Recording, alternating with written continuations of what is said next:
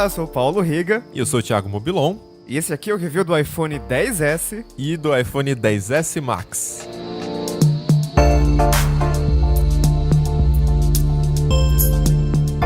Os iPhones sempre foram muito caros, principalmente no Brasil, mas eles atingiram um novo patamar esse ano. Em 2017, a Apple lançou o iPhone X, com um design totalmente renovado e todas as inovações que a empresa tinha para mostrar, cobrando um preço bem alto por ele. A nova geração continua sendo um objeto de luxo e até ganhou uma versão ainda mais cara para satisfazer os que gostam de tela grande. O iPhone XS com tela de 5,8 polegadas e o iPhone XS Max com tela de 6,5 polegadas tem preços entre R$ 7.299 e R$ 9.999 e fazem parte do ano S da Apple, em que não há uma mudança significativa no visual, mas sim refinamentos internos. A Apple promete um chip A12 Bionic mais inteligente, uma câmera que tira fotos melhores em condições desafiadoras e mudanças menores nas baterias, nos alto-falantes e na construção. Mas será que vale a pena gastar tanto dinheiro com o celular?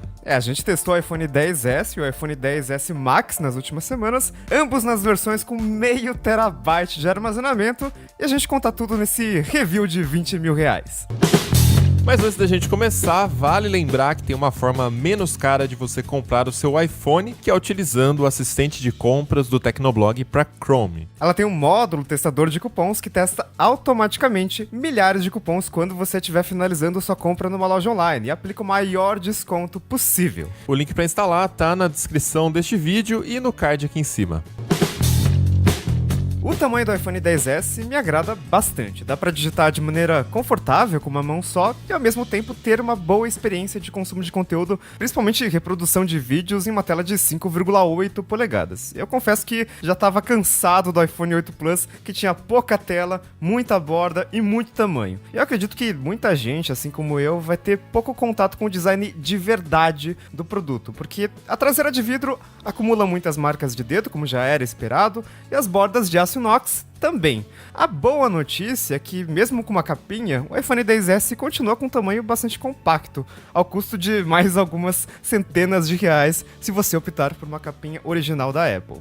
A minha crítica com relação ao novo design é que a forma de abrir a central de controle ficou menos prática. Você precisa deslizar o dedo para baixo a partir do cantinho superior direito, que não é muito natural para quem é canhoto, e nos iPhones com botão de início era só deslizar de baixo para cima, muito mais prático. Eu também ficaria mais feliz com um Note menor. Do jeito que tá, ele oculta informações que eu julgo importantes, como a porcentagem da bateria e o status do não perturbe. Eu não me incomodo mais com a falta da entrada para fones de ouvido. Os modelos sem fio ficaram mais acessíveis e deixaram de ser tão mais caros que um headphone com fio com qualidade equivalente. Mas o que me irrita são as pequenas economias que a Apple faz para tentar aumentar a margem de lucro. Mesmo sendo um celular que custa a partir de R$ 7.299, ele não vem mais com adaptador de 3,5mm para Lightning. E outra, o carregador de tomada incluso na caixa tem só 5 watts em pleno ano de 2018.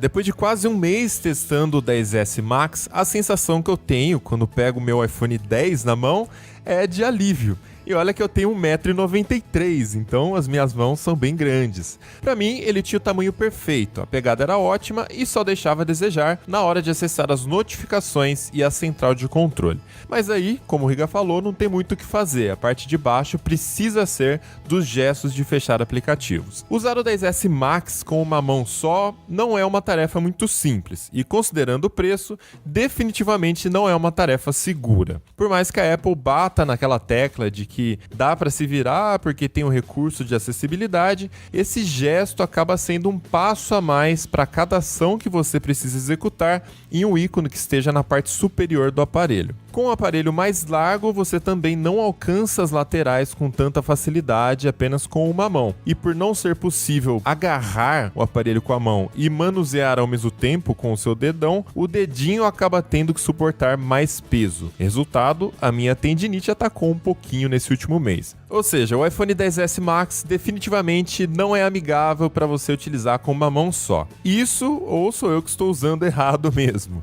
Mas fora isso, é um aparelho lindo, com cara de premium, graças à sua tela enorme e laterais brilhantes. Ele vai tentar fazer amizade com umas calçadas por aí, mas é uma troca que você faz. Você abre mão da usabilidade para ter uma tela que salta aos olhos, ou abre mão da tela para ter mais segurança na pegada.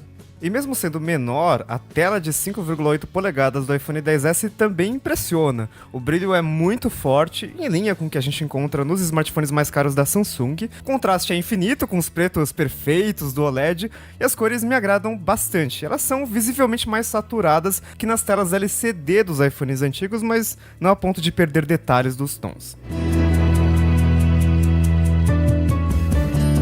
Claro que o iOS não é perfeito. Existem várias coisas nele que me incomodam, como gerenciamento de arquivos. Por exemplo, baixar e compartilhar um documento em PDF entre um aplicativo e outro é muito mais trabalhoso e menos intuitivo do que deveria, já que o iOS não tem um sistema de arquivos como no Android. Mas no geral, o iOS ainda é um sistema que eu prefiro em relação ao Android. Todos os aplicativos têm interfaces consistentes, caprichadas, e existem alguns que eu gosto muito e são exclusivos da plataforma. Destaque para o Tweetbot, cliente de Twitter que é quase unanimidade entre usuários de iPhone, e o Ulysses, que eu uso para escrever textos com formatação em Markdown, em uma interface sem distrações, com direito a modo noturno e sincronização com o meu Mac pelo iCloud. Sem contar que a Apple melhorou vários aspectos do iOS nas últimas versões. Minha maior reclamação era a central de notificações, que sempre foi muito inferior à do Android. Agora, ele agrupa as notificações dos aplicativos, deixa limpar tudo de uma vez só e permite que certos aplicativos menos importantes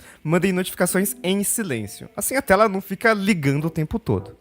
Com o passar do tempo, o iOS tem ficado mais aberto, né? A usabilidade tem melhorado bastante. Nessa última atualização, por exemplo, eles liberaram a integração de aplicativos gerenciadores de senha com o sistema. Isso é ótimo para quem usa o iPhone com Face ID. Quando você acessa uma página de login de um site, o próprio Safari já se oferece para preencher o formulário com uma senha que você salvou lá no OnePassword, por exemplo. Você só toca na sugestão, ele já faz a autenticação com o Face ID. O uso da tecnologia tem ficado mais transparente com esses recursos, porque você não precisa fazer nada. Só de olhar para a tela do aparelho, ele já te reconhece e coloca a sua senha. Esse é o primeiro iPhone com o Face ID que eu uso no dia a dia, e a tecnologia é muito melhor do que eu esperava. Ela funciona bem e rapidamente em qualquer condição. Com óculos, sem óculos, com cabelo na frente do olho, na rua, com o sol batendo na tela, deitado na cama, no breu total, sem me preocupar em acertar o ângulo da câmera ou algo do tipo. É tudo muito natural.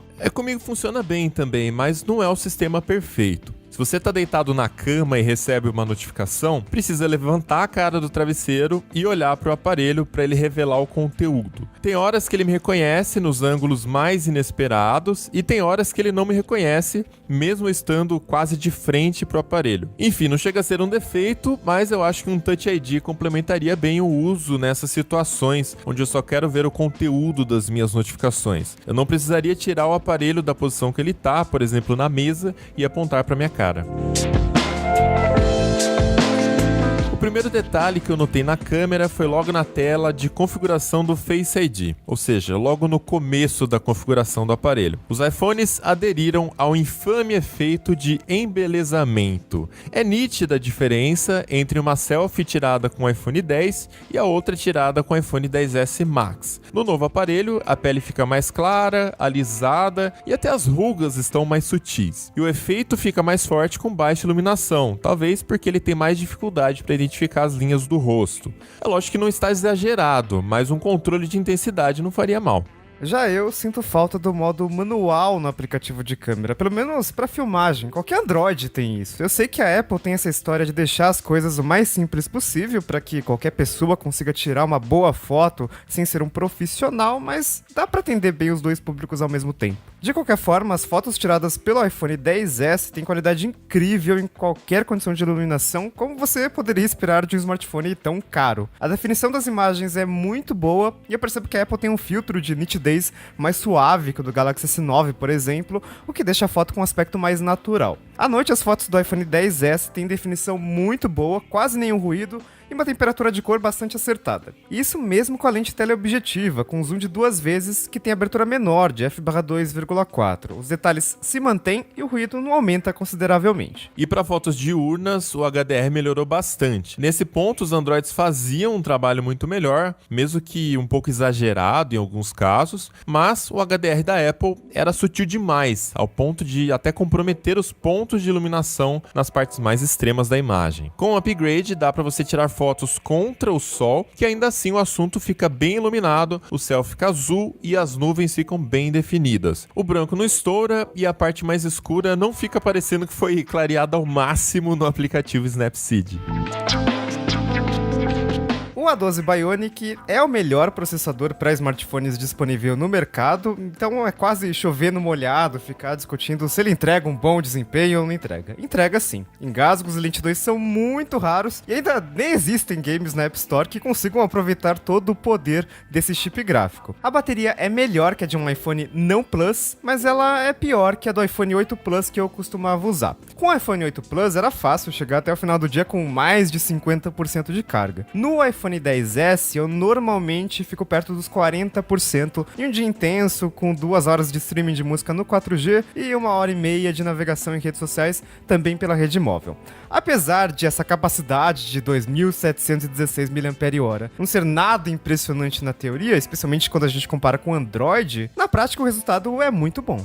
No 10S Max a bateria também é bacana. Em um dos meus testes, o aparelho aguentou 15 horas fora da tomada, com mais de 8 horas de tela ligada. Eu joguei Kingdom Rush, eu naveguei pelas redes sociais, além de ter usado bastante o Safari e aplicativos de mensagem instantânea. Se você dorme as 8 horas por noite recomendadas, 15 horas é tempo mais do que suficiente para você sair de casa e voltar de novo para plugar o aparelho na tomada. Sem falar que o meu uso é bastante intenso. A maioria das pessoas não vai ter 8 horas por dia de tela ligada. Já no quesito performance, como o Riga falou, por enquanto é um aparelho imbatível. A única coisa que me preocupa no caso do 10S Max é como esse aparelho vai envelhecer, comparando aí com o 10S e o 10R. Os três utilizam o mesmo processador, mas a tela do 10S Max tem quase 600 mil pixels a mais do que o 10S e 1,8 milhão de pixels a mais do que o 10R.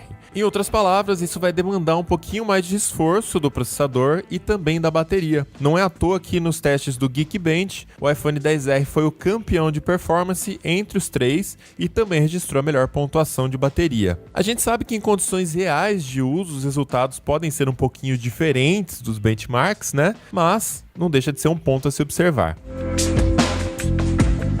Mas enfim, Riga, vale a pena? Olha, pra quem tem um iPhone antes do 10, eu acho que o iPhone XS é um belo upgrade, principalmente por causa da tela, que deve agradar tanto pela qualidade de imagem, que é melhor que o LCD das gerações anteriores, quanto pelo tamanho de 5,8 polegadas, que pode satisfazer até mesmo quem tinha um iPhone Plus de 5,5 polegadas, só que agora em um corpo menor. Em relação ao iPhone 8 Plus, eu não senti muita diferença no desempenho ou nas câmeras. Tirando a questão do visual antigo com o botão Home, um ano ainda não foi suficiente para envelhecer tanto a geração passada. Mas se eu tivesse um iPhone 8, um iPhone 7 ou um modelo anterior não Plus, e se eu tivesse disposto a gastar o que a Apple pede, eu iria sem medo no iPhone XS, que tem boa duração de bateria, ótima qualidade de fotografia e o mesmo iOS de sempre. Já para quem tá em dúvida sobre um iPhone caro ou um Android caro, a questão que fica é a seguinte: o iPhone XS é um smartphone muito bom, mas ele é R$4.000 melhor que o Galaxy S9 Plus ou um Galaxy Note 9, por exemplo? Eu acho que não. A Samsung, que tem os melhores Androids à venda no Brasil hoje, na minha opinião, definitivamente não perde em design, tela ou câmera. No final das contas, o que vai definir se você vai gastar 1 ou 2 rins é a preferência de sistema operacional. Eu também não recomendaria atualização para quem já tem um iPhone 8, a não ser que, lógico, o dinheiro não seja um problema ou que você esteja insatisfeito com o design antigo. Ou a bateria, Porque o iPhone 8 também é a bateria antiga. Inclusive, para mim, essa é a principal virtude dos iPhones daqui para frente. Não dá mais pra gente reclamar das baterias. Mas finalmente, Já o upgrade incremental do 10 pro 10S Max Considerando o preço, eu acho que é completamente desnecessário. A gente precisa considerar que o preço médio dos iPhones subiu pelo menos 50% lá nos Estados Unidos. Então não dá mais para ficar com essa história de trocar de aparelho todos os anos, a não ser em condições muito especiais. Aqui no Brasil já não dava também, né? Mas ok. Pois é. O XS Max é a nova estrela da Apple. Ele entrega tudo que a empresa tem de melhor no momento e isso, lógico, tem um preço.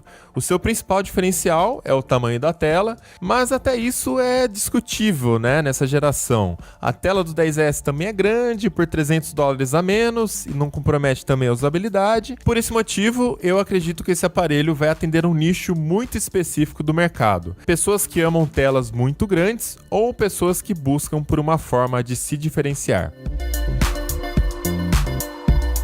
E esse foi o review dos iPhones XS e XS Max. Se você curtiu, dê um joinha pra ajudar a divulgar e se inscreva no canal pra acompanhar novos vídeos, sempre tem coisa nova aqui. E se você tem alguma dúvida, deixa aí nos comentários que a gente responde. Eu sou o Paulo Riga. Eu sou o Thiago Mobilon. E todos os detalhes você encontra lá no Tecnoblog. Até a próxima! Tchau!